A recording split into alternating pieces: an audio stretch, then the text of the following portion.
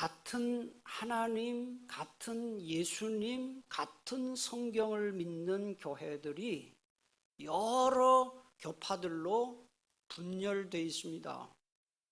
그래서 장로교, 감리교, 성결교, 침례교, 순복음, 또 뭐였죠?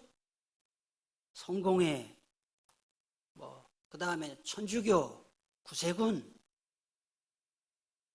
다 같은 하나님 믿고 같은 예수님 믿고 다 같은 성경을 읽는데 이렇게 많이 분열되어 있습니다. 같은 교단에 속한 교회들도 천차만별입니다. 말씀을 강조하는 교회가 있는가 하면 기도만 강조하는 교회도 있고요. 선교를 강조하는 교회가 있는가 하면 사회 참여를 강조하는 교회도 있습니다. 그러나 이 모든 것들 중에서 중요한 것을 딱 하나만 택하라 그러면 딱 하나밖에 없어요. 예수님이 원하시는 교회이냐 하는 거예요. 예수님이 기뻐하시는 교회이냐.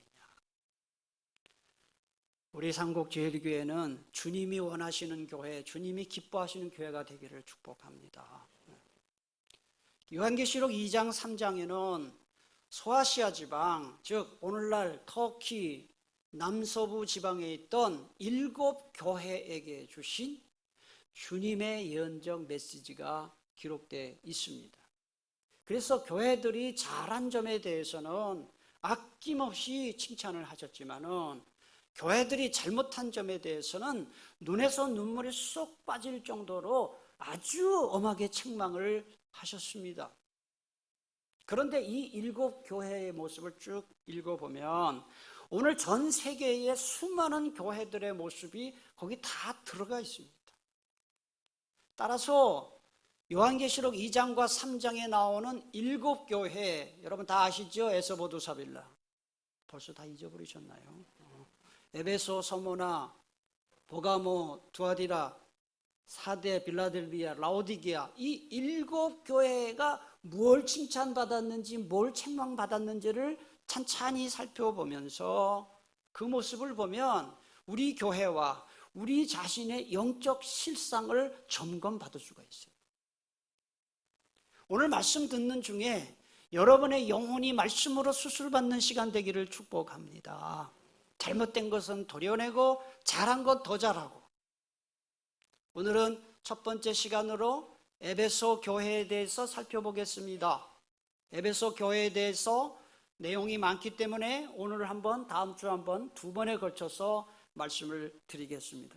에베소 교회가 어떤 교회인지 알기 위해서는 그 교회가 있던 에베소가 어떤 지역인지를 먼저 알아야 합니다. 이 에베소의 옛 지명은 에페수스입니다. 그래서 영어 성경에 보면 에베소서를 에페시안즈 이렇게 되어 있어요. 에페수스예요. 그 뜻은 바람직한 이런 뜻을 갖고 있고 욕망 또는 소망 이런 뜻을 갖고 있습니다. 에페수스의 현재 지명은 터키 이즈미르주의 셀추크라는 지명을 갖고 있어요. 그래서 지금 터키에 가서 에베소 찾으면 못 찾습니다. 셀추크를 찾아야 됩니다. 그리고 이 에베소라는 지역은 사도 요한이 주님으로부터 주님의 계시를 받은 무슨 섬입니까? 이 반모섬에서부터 동쪽으로 96km 정도 떨어진 가까운 거리에 있습니다. 배를 타고 가면 하루 안에 충분히 도달할 수 있는 가까운 거리에 있습니다. 주 1세기 로마 제국인데요. 주 1세기 로마 제국 시대에는 이 에베소가 있던 이 지역 전체를 소아시아라고 불렀어요. 마이너 아시아, 소아시아라고 불렀어요.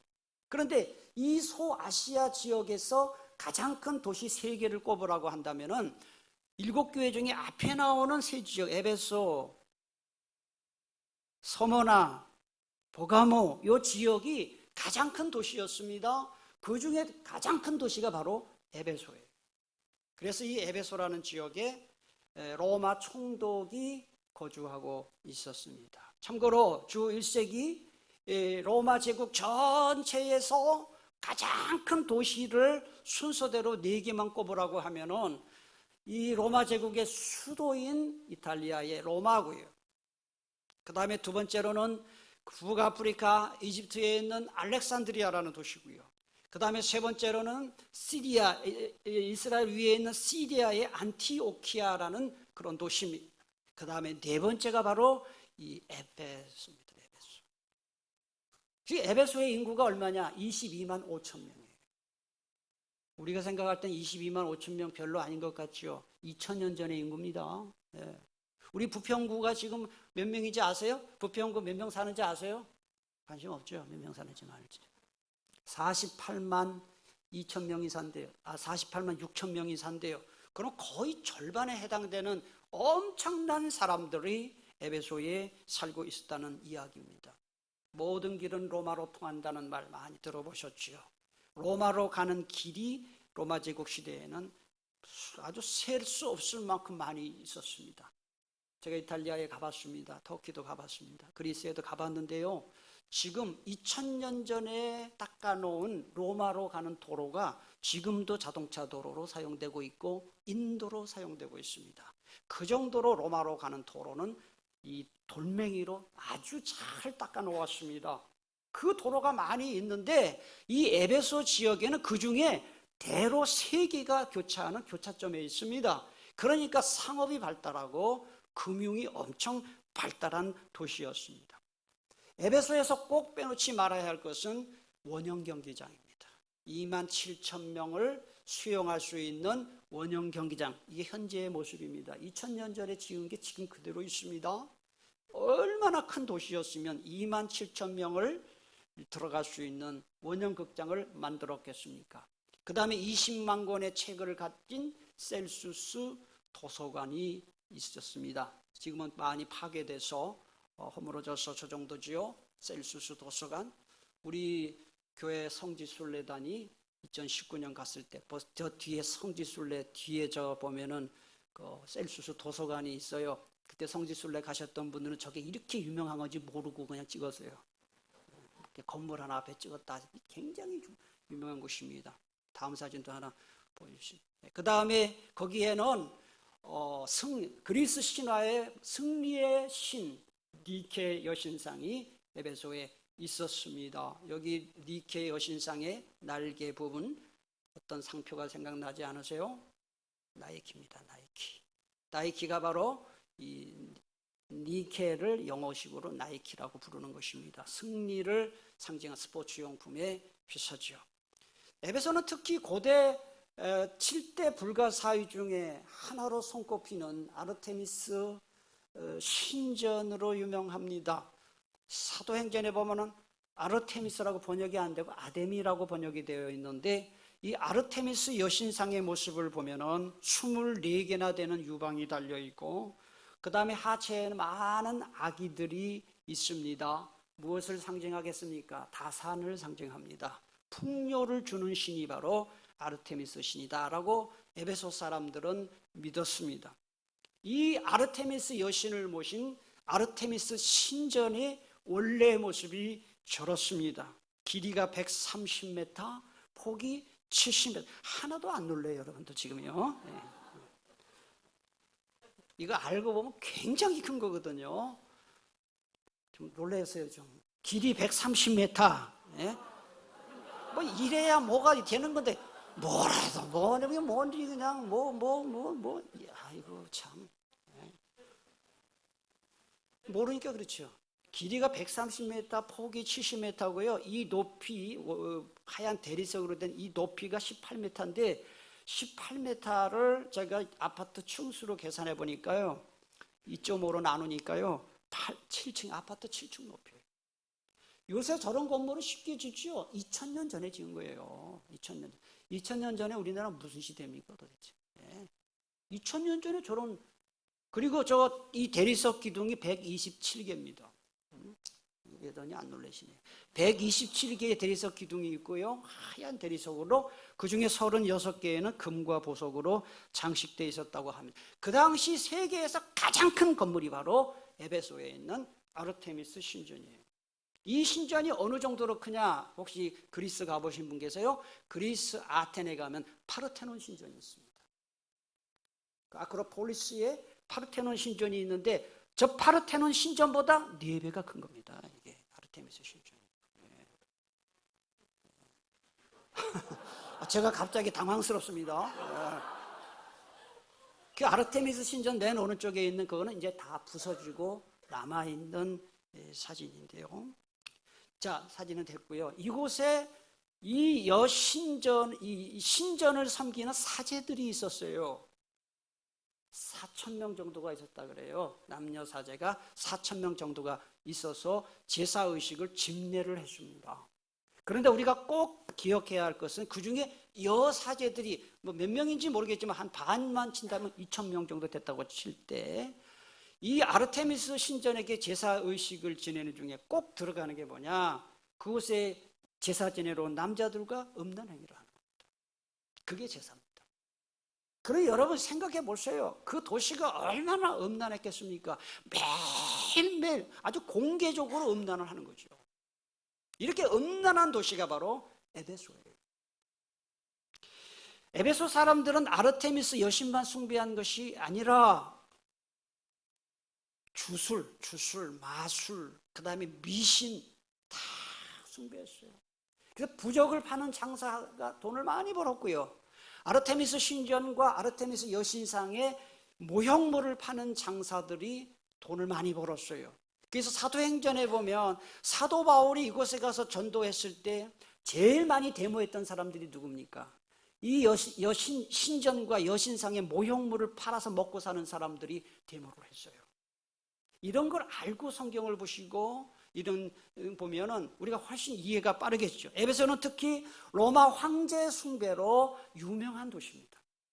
초대 황제, 로마 초대 황제 아우구스투스라고도 하고요. 옥타비아누스죠. 옥타비아누스 아우구스투스 황제 때부터 로마 황제를 신으로 숭배를 했어요.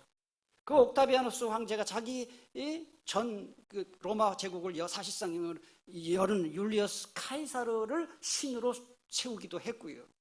그리고 요한계시록에 기록되던 이 당시의 황제가 도미티아누스 황제인데 자기 자신을 위한 신전을 세웠어요, 에베소에다가. 그리고 이전의 황제였던 베스파시아누스 황제와 이후의 황제였던 하드리아누스 황제의 신전도 거기에 다. 그래서 이 에베소는 황제 숭배의 수호자라는 그런 별명을 얻은 도시입니다. 여러분, 음란하지요. 황제 숭배하지요. 우상 숭배하지요. 미신이 성행하지요. 이곳에 세워진 교회가 바로 에베소 교회예요. 이런 걸 알고 에베소 교회를 우리가 공부를 해야 되는 거죠. 이 에베소 교회는 주후 52년에 사도 바울이 제3차 선교 여행을 떠났을 때 그리스 고린도에서 에베소로 건너온 브리스길라와 아굴라 부부와 함께 교회를 세웠습니다. 그리고 이 사도 바울은 제3차 선교여행 모든 기간을 통틀어서 가장 오랜 기간인 3년 동안 이 에베소에 머물렀습니다. 그 에베소에 머무는 동안에 고린도전서를 썼습니다. 그러니까 고린도전서는 에베소에서 썼다는 것을 아셔야 됩니다. 이 사도 바울이 주후 64년경에 네로 황제에 의해서 순교를 당한 것으로 알려져 있습니다. 그 사도 바울이 순교당한 이후에 그의 수제자인 디모데가 대를 이어서 에베소 교회를 목회했습니다. 또 디모데가 또 물러난 이후에는 바로 요한계시록을 쓴 사도 요한이 에베소 교회를 목회했습니다. 전승에 따르면 여러분, 예수님이 십자가에 못 박혀 돌아가실 때 그 십자가 밑에 있던 요한에게 예수님이 가상 7원 중에 한마디가 네 어머니를 잘 부탁한다. 내 어머니를 잘 부탁한다. 그 말을 듣고 이 사도 요한이 예수님의 말씀에 순종해서 예수님의 말이 어머니 마리아, 성모 마리아라고 하는데요. 성모 마리아를 에베소로 모시고 와서 이 에베소에서 살았어요. 제가 에베소에 갔을 때 2번 갔는데요. 그게 떠오르더라고요. 요 주변에 마리아께서 많이 다니셨겠구나. 마음이 숙연해지더라고요. 그래서 이 에베소에 가면 성모 마리아 기념교회가 있고 사도 요한 기념교회가 있습니다. 이 에베소가 소아시아를 대표하는 지역이었다면 에베소 교회는 소아시아 7교회를 대표하는 교회였습니다. 그래서 7교회 중에 가장 먼저 에베소 교회에 주님이 메시지를 주신 것이죠. 여기서 우리 한 가지 중요한 교훈을 얻을 수 있습니다. 제가 지금까지 장황하게 설명을 드린 대로 우상이 판치는 도시, 음란한 도시, 미신, 주술, 부적이 판치는 이런 도시였지만 복음이 전파되고 복음이 들어가니까 놀랍게도 그곳에 교회가 세워지는 것을 보면서 이 복음의 능력이 얼마나 크냐 하는 거예요. 아멘이십니까? 복음의 능력이 얼마나 크냐. 여러분들 중에 집안 전체가 예수 믿지 않는 그런 집안이 있습니까? 불량배 같은 자녀가 혹시 있나요? 술만 먹고 교회 나갈 생각은 전혀 하지 않는 남편이 있나요? 내가 교회를 가면 내 손에 장을 지진다 이렇게 말하는 혹시 남편이 있나요?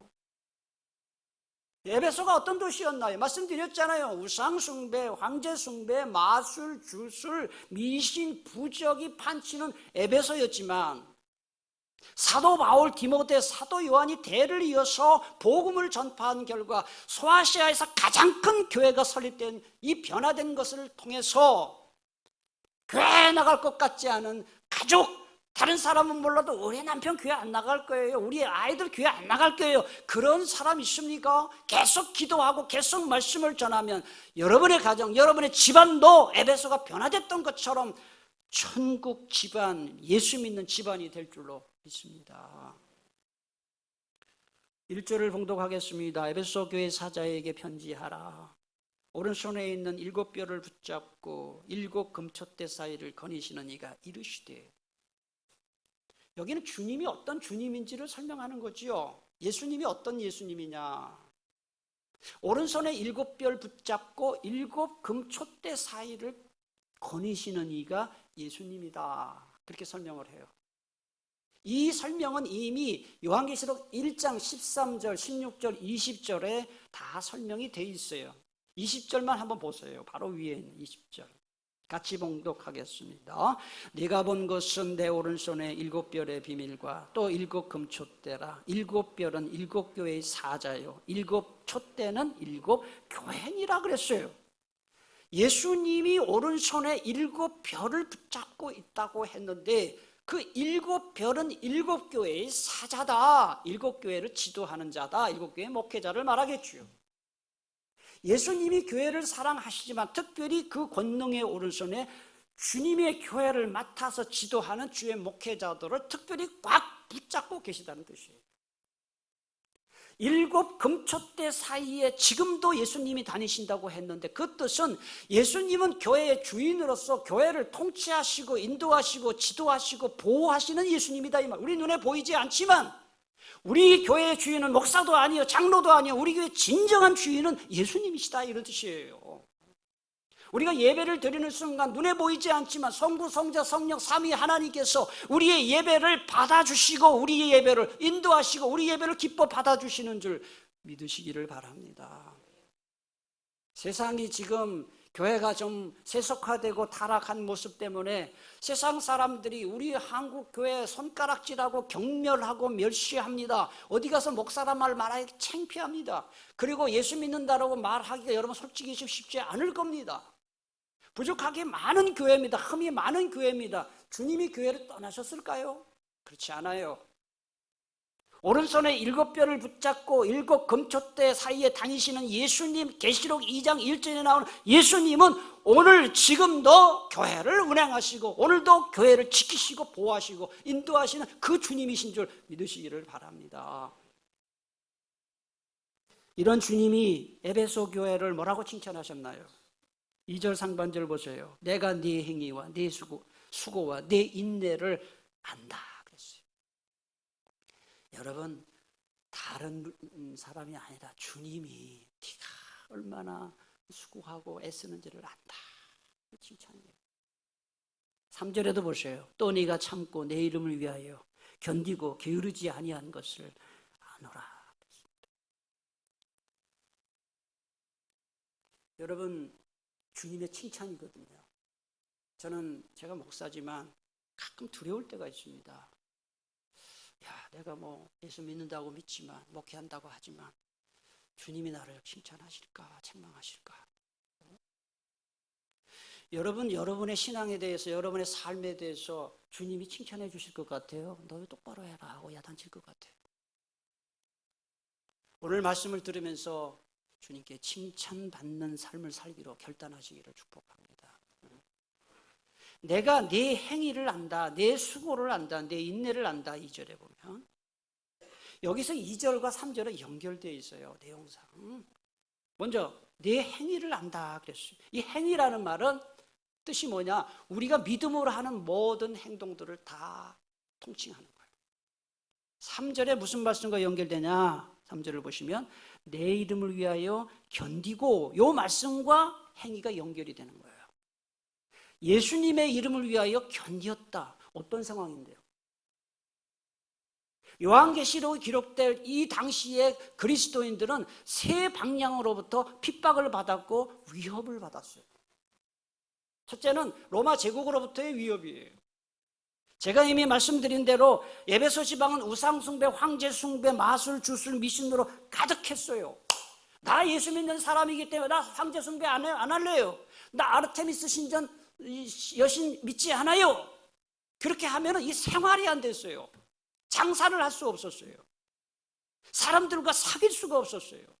그래서 정치, 경제, 사회적으로 완전히 왕따당하는 생활을 했습니다. 반로마 세력으로 찍혀가지고 고발을 당하기도 했지요. 그게 첫 번째 로마 제국으로부터의 핍박이에요. 두 번째로는 유대인으로부터의 핍박입니다. 여러분, 유대교가 뭔지 아세요? 유대교는 구약만 믿는 종교예요.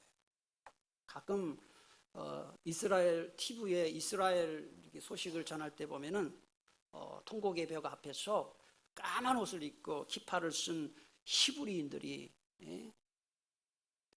기도하는 모습 보죠.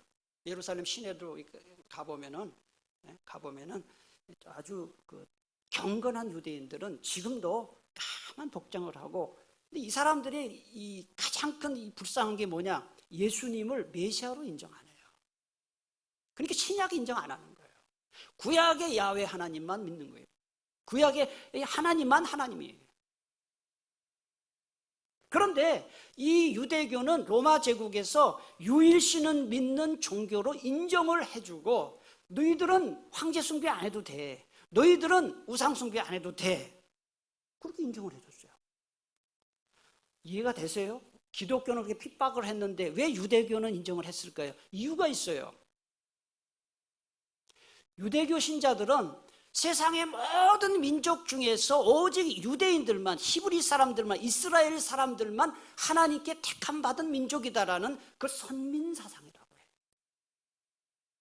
잘 듣고 대답을 해보세요. 우리 이스라엘 민족만 하나님의 백성이다라고 생각하니까 로마 사람이나 이방 사람들에게 전도를 할까요? 안 할까요? 안 하죠. 전도를 왜 해요? 지옥의 땔감인 사람들한테 왜 전도를 해요? 이방인들은 개취급을 했는데요. 그러니까 로마 사람들이 볼 때는 저 유대교 믿는 사람들은 전도를 안 하니까 전혀 로마에 해를 끼치지 않아요. 세력 확장이 안 되니까. 그래서 유대교는 인정을 해준 거예요. 그러니까 유대교 신자들이 기독교를 아주 핍박을 하는 거예요. 예수가 메시아도 아닌데 메시아라고 믿는다고. 그래서 기독교는, 교회는 완전히 이단 취급했어요. 그래서 적대시하고, 그리고 로마 제국에 대해서 협조하지 않는 사람으로 고발을 하고, 이 유대인들이 한 짓이에요. 그래서 이런 역사가 있기 때문에 이 서양 역사를 보면 유대인들이 계속 교회로부터 핍박을 받아요. 물론 교회도 잘못이지만 이런 역사 때문에 그래요. 그 다음에 세 번째가 이단으로부터의 위협. 기독교 내부에 좀 이따 이제 그 말씀을 드릴 겁니다. 어쨌든 이런 악조건 속에서도 에베소 교회 교우들이 믿음을 꼿꼿이 지킨 거예요. 그게 바로 2절 상반절에 나오는 네 행위를 내가 안다. 그리고 3절에 나오는 예수님의 이름을 위해서 견뎠다. 그걸 칭찬받은 거예요. 그 다음에 2절 상반절에 보면 수고를 한다 그랬어요. 수고. 이거는 몸이 지치도록 피곤하도록 주님을 위해서 하는 수고를 의미하는데 3절 하반절에 보니까 게으르지 아니한 것을 안다. 그와 연결이 되는 거예요. 우리는 어때요, 여러분? 기분 내킬 때 그냥 반짝하게 열심을 가지고 신앙생활을 하지 않습니까? 교회 봉사도 기분이 내킬 때만 하지 않습니까? 신앙생활을 꾸준히 그렇게 하는 사람 그렇게 많지 않아요. 아주 반짝이에요, 반짝. 그렇게 안 했다는 거예요, 에베소. 그 칭찬받은 거예요. 그 다음에 세 번째로는 2절 상반절에 인내를 한다 그랬죠. 어떤 어려움이 있어도 적극적으로 극복하고 견뎠다. 근데 3절에 보면 맨 앞에 네가 참고라는 말과 연결된 거예요. 여러분 신앙생활 하다가요 예수 믿으면 어려움이 없나요? 어려움 많아요. 예수 믿으면 만사형통합니다. 2단 중에 2단이요. 제 지난 삶을 이렇게 뒤돌아보면 저 만사형통 안 하더라고요. 11조 바치면 부자 돼요? 부자 안 돼요. 될 수도 있지만 안 되는 경우도 많아요. 이게 완전히 그거 성경의 가르침이 아니에요. 예수 믿으면 다 병나요. 예수 믿는 사람도 암으로 죽고 다 죽어요. 세상에 잘 되고 세상적으로 성공하고 세상에서 복받고 이거 전부 엉터리입니다. 그러니까 그걸 복음을 잘못 알고 왔다가 어려움 당하면 교회 안 나와요. 에베소 교회가 그렇게 안 했다는 거죠. 그걸 칭찬받은 것입니다. 에베소 교회가 주님으로 받은 이 칭찬 2절 상반절에 나오는 네 행위, 수고, 인내가 놀랍게도 사도 바울 서신에서 아주 믿음으로 소문난 교회가 데살로니가 교회예요. 요 구절과 딱 연결되는 말씀이 나와요. 따라합시다. 믿음의 역사, 사랑의 수고, 소망의 인내. 여기 보면 믿음의 역사라는 그 역사라는 단어가 바로 2절에 나오는 행위라는 뜻이에요. 그래서 여기 믿음, 사랑, 소망, 믿음, 소망, 사랑, 행위, 수고, 인내 딱 연결되는 말씀이에요. 그러니까 에베소 교회는 말로만 섬긴 하나님을 믿은 그런 사람들이 아니라 실천으로 삶으로 믿음을 실천한 점에서 주님께 칭찬받은 것입니다. 그래서 이런 에베소 교회의 이런 잘한 점을 주님이 아신다. 2절에 보니까 알고 그랬어요. 2절 알고 그 다음에 3절 끝에도 보니까 아노라 그랬어요.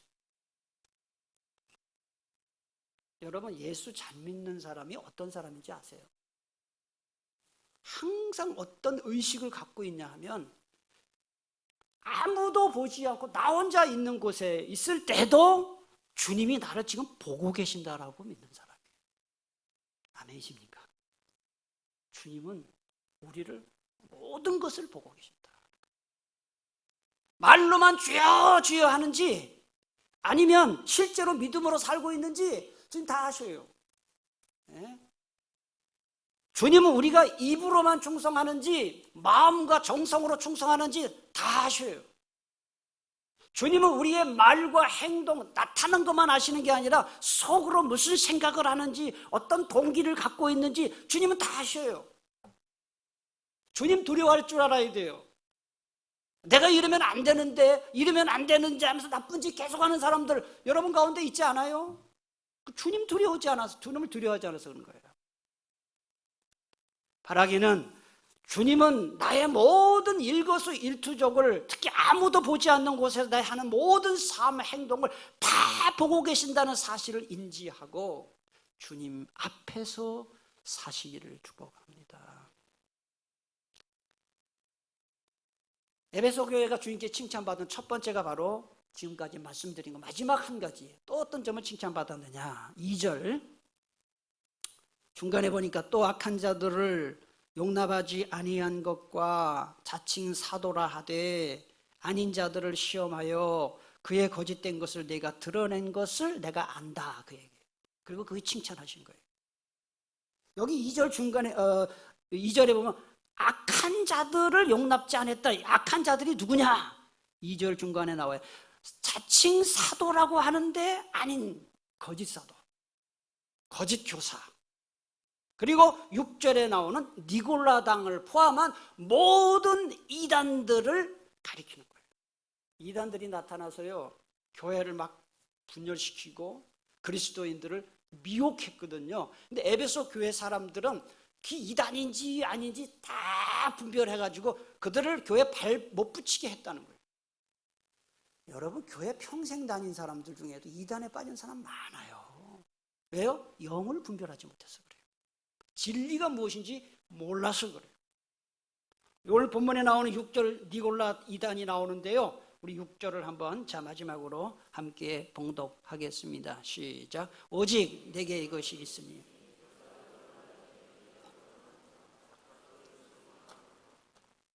여기 니골라당이 뭔지에 대해서 두 가지 학설이 있습니다. 이 니골라당이 도대체 뭐냐? 첫째는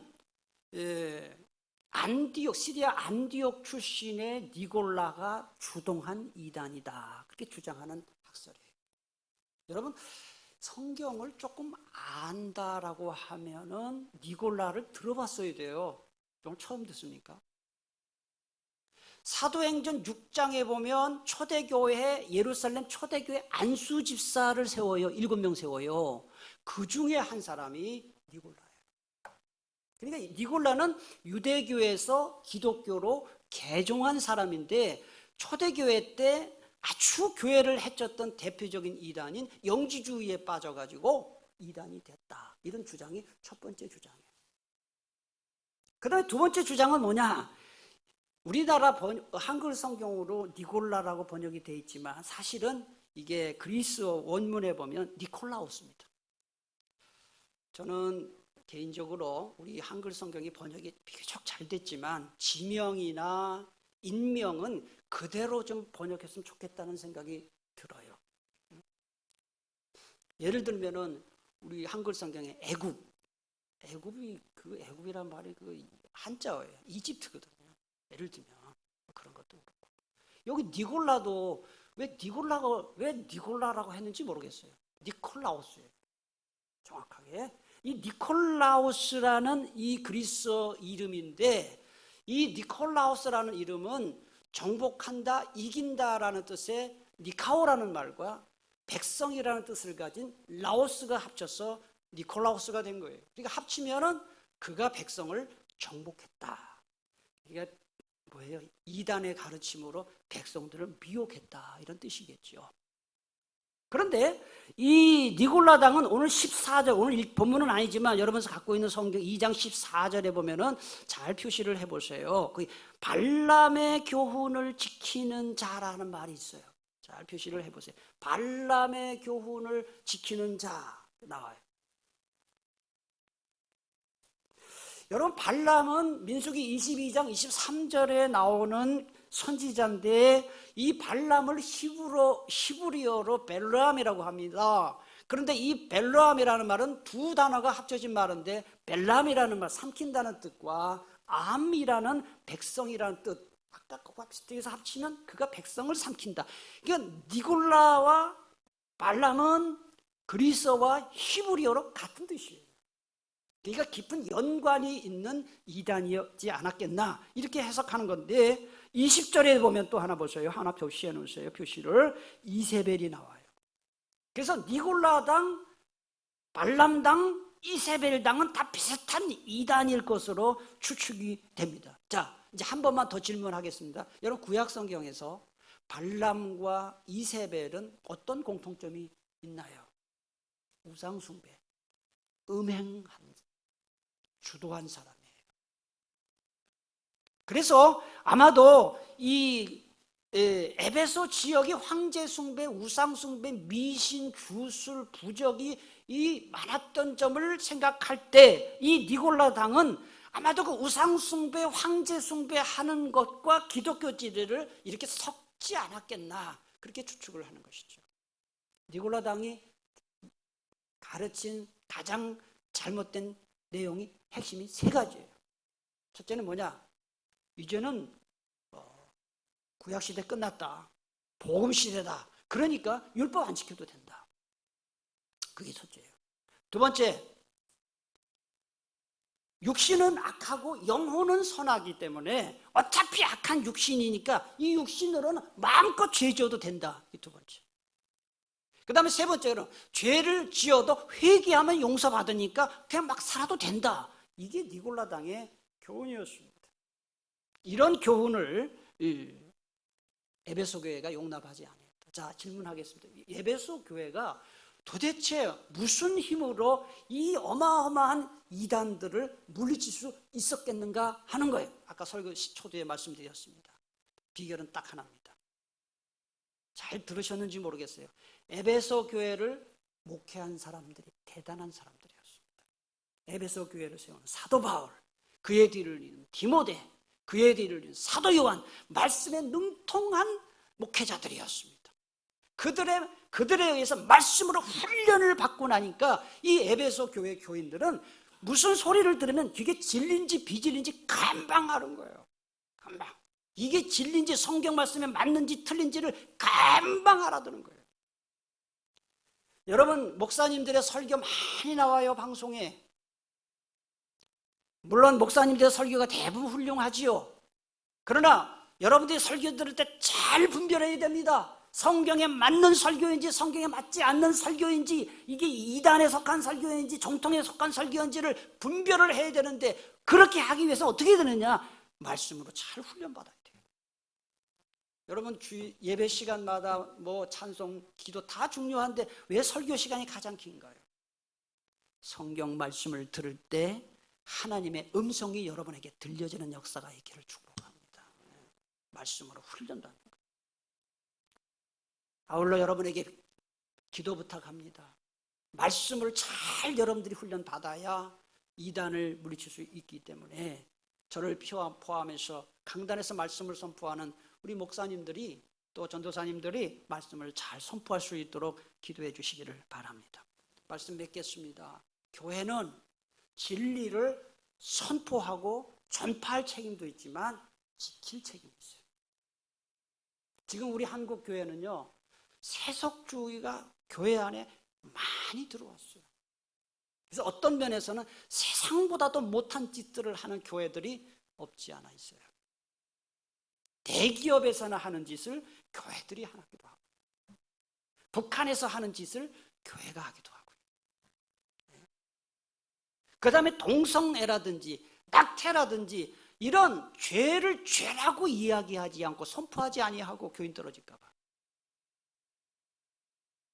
교회가 진리를 선포하지 않으면 어디서 진리를 선포하겠어요? 예수만 믿어야 천국 가는 것이 아니라 뭐 이렇게도 갈 수 있고 저렇게도 갈 수 있고 양심껏 살면 가고, 이런 혼합주의가 지금 교회 안에서 많이 들어와 있습니다. 바라기는 우리 교회는 진리를 선포할 뿐만 아니라 잘 지키는 그런 교회가 되기를 축복합니다. 기도하겠습니다.